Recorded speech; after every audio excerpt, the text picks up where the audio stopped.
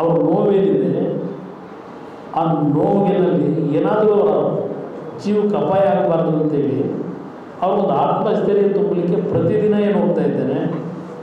ಮಾಧ್ಯಮದ ಸ್ನೇಹಿತರು ನನ್ನ ಮನೆ ಮುಂದೆನೋ ಒಂದು ಕ್ಯಾಮ್ರಾ ಇಟ್ಕೊಂಡಿದ್ದೀರಿ.